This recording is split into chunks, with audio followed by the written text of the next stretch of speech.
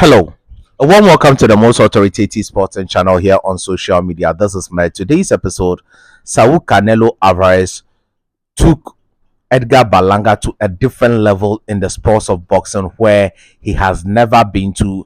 And Edgar Berlanga, though he was pumped up before the fight, was just a student of Saul Canelo throughout the 12 rounds of the fight. One thing Edgar Berlanga showed in this particular fight was he can take good enough punishment. Another thing he showed was he has decent power. But there was a lot of things lacking in the game of Edgar Berlanga. Now he showed that he cannot make tactical adjustments. Two, when the pressure is on him, he cannot also pile up the pressure. And three, he is not at the elite level yet. Now, before I get into all that, please remember to subscribe to the channel, press the bell icon, express your views in the comment section, and share so others can enjoy. The T-Mobile Arena was packed to capacity, and Saul Canelo Alvarez was the master of the show, and he indeed controlled the fight right from the first bell to the last bell. There were a lot of shenanigans in it where Edgar Berlanga tried fighting dirty, put his head in the face of Saul Canelo Alvarez, and Saul Canelo Alvarez responded. But I think that referee Harvey Dog should have at a point deducted some couple of points from Edgar Berlanga, but he did not. He just wanted the fight to keep flowing. But Saul Canelo Alvarez, right from the get-go, started piling pressure on Edgar Berlanga. I think that Edgar Berlanga did not use his youth to his advantage, as he hasn't been at this level before. So he did not know the kind of adjustment to make. His coaches were telling him the right instructions, but Edgar Berlanga could not implement them, as the person in front of him was a monster. He saw himself as a monster, but he had met a bigger monster in person of Saul Canelo Alvarez. Now, from the get-go, the upper body movement and the constant coming forward of Saul Canelo Alvarez was what was pushing Edgar Berlanga backwards. Not necessarily the punching power, but the pressure Saul Canelo Alvarez was piling on him. He could not make any adjustment but to go backwards, and that continued throughout the fight. And Edgar Berlanga in the third round was dropped by a sneaky sweeping left hook, which you could see that he was embedded, that he had fallen to that left hook. But after that, I don't really see a round in which Edgar Berlanga won clearly. The only time Edgar Berlanga came to the party was when Saul Canelo Alvarez heard the clap and thought it was the bell that had gone and landed a clean right on Saul Canelo Alvarez, but he ate it well and went back to his corner. Another success Edgar Berlanga had was in the last 10 seconds when he tried to pump up a lot of energy to close the fight. I think that those were the only good times Edgar Berlanga had great successes in the fight. I don't think that he is at the elite level yet. He needs to go back down, rebuild himself, reassess his option. Yes, he has made loads of money, as his promoter Eddie Hearn has said. I think that Eddie Hearn can even sell a fake gold to a professional goldsmith of long standing. Yes, Eddie Hearn made us believe that Edgar Berlanga was hungry, he was determined to overthrow Saul Canelo Alvarez, but Edgar Berlanga did not do any of that in the ring.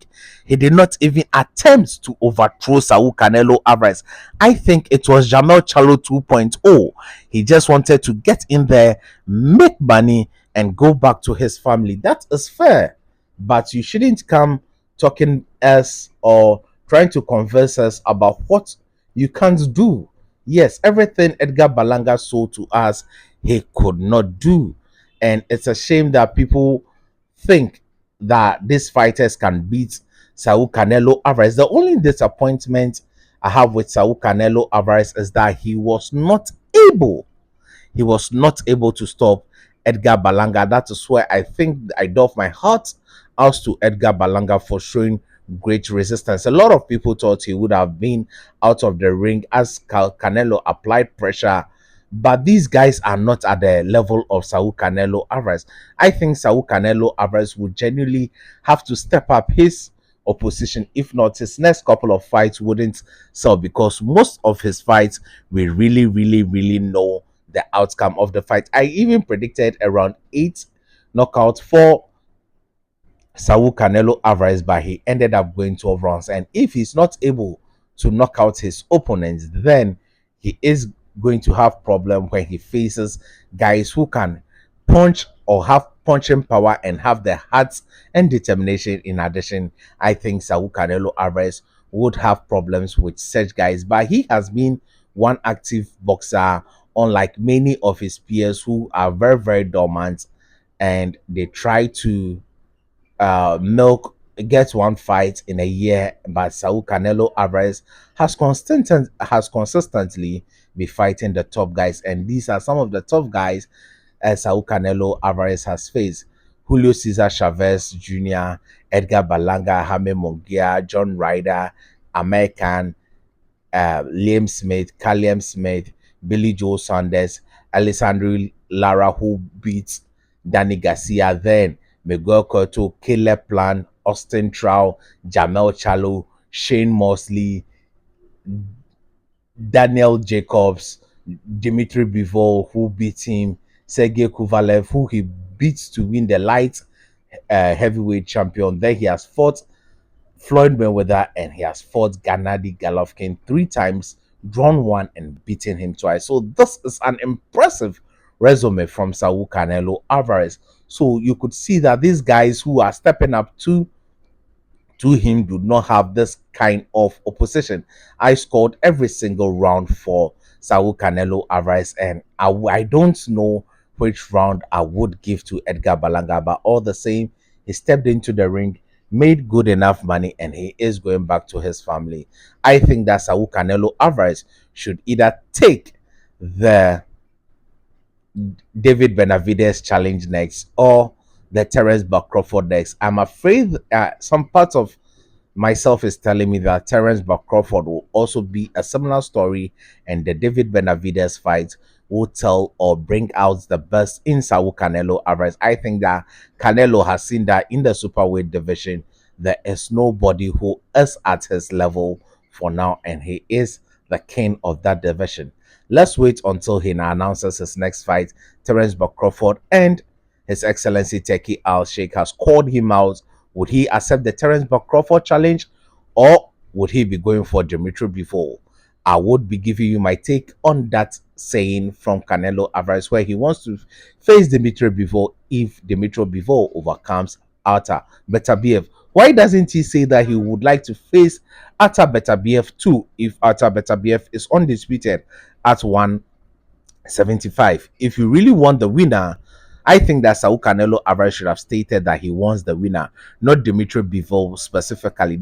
I know that he wants to avenge his loss, but if he is really determined to attain legacy, I think that he should have stated that he wants to face the winner and become a two-division undisputed champion. That means that if Arta Beterbiev wins, Saul Canelo Alvarez is not ready to face him because it says he'll face Bivol if Bivol wins.